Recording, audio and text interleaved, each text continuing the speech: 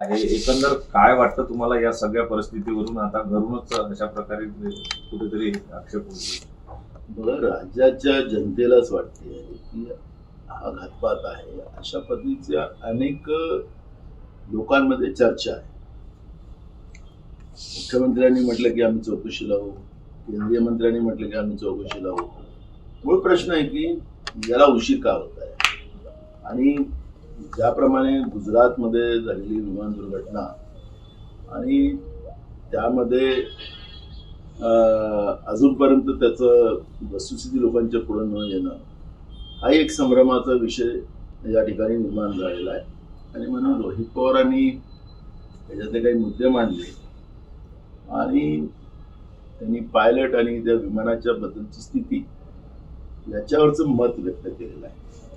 त्यामुळे मला असं वाटतं की राज्याचे ते उपमुख्यमंत्री होते, सत्तेमधले एक त्यांचा पक्ष होता, तेच पक्षप्रमुख होते.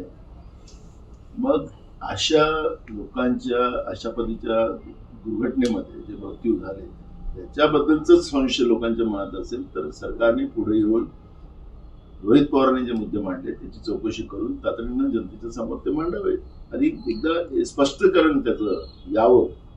या पद्धतीचा हा गोंधळ आणि संभ्रम हा चुकीचा होत आहे. महाराष्ट्रामध्ये कायदा सुव्यवस्था राहिलाच नाही अशा पद्धतीची भावना आता देशभरामध्ये चाललेली आहे.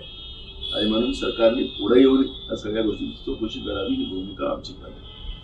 प्रफुल्ल पटेल यांच्या फोन नंतर दादांनी प्रवासाचा निर्णय बदलला, कारण दादा आदल्याच दिवशी बाय रोड जाणार होते. मात्र दुसऱ्या दिवशी काही फाईल्ससाठी प्रफुल्ल पटेलांचा फोन आला आणि त्यामुळे त्यांना दुसऱ्या दिवशीचा प्रवास जो आहे तो विमानानं करावा लागला, असा दावा जो आहे तो प्रमोद हिंदुराव यांनी केलेला आहे.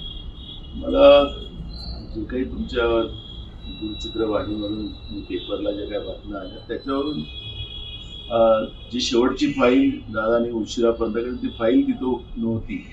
ती फाईल शोधायला वेळ झाला आणि त्याच्यामुळे दादाला वेळ झाला आणि तिच्यावर सही करूनच जा अशा पद्धतीचा आग्रह गोंदियाच्या राईस मिलच्या बद्दलचा त्यांचा होता. अशा पद्धतीच्या ज्या बातम्या येतात आहे ते आता सत्य काय त्याच्यातलं काय आहे ते चौकशीमध्येच पुढे येईल.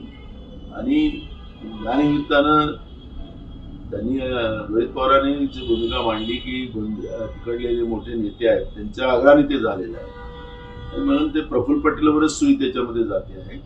म्हणून आम्ही हेच म्हणतोय की कोणी केलं नसेल काय असेल ती वस्तुस्थिती पुढे यावी ही भूमिका आमची आहे. लोकसभा अध्यक्षांबद्दल अविश्वास ठराव पास केलेला आहे.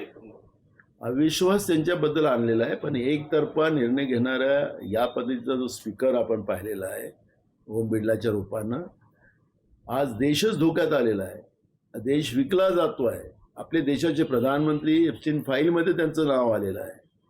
केंद्रातले मंत्री जे पेट्रोलियम मंत्री पुरी ते त्यांचं नाव आलेलं आहे. अनेक लोकांचं नाव त्याच्यामध्ये आलेलं आहे. आपण पाहिलं असेल की जगाच्या पाठीवर ज्या लोकांची नाव आली त्यांचे राजीनामे ते देत आहेत.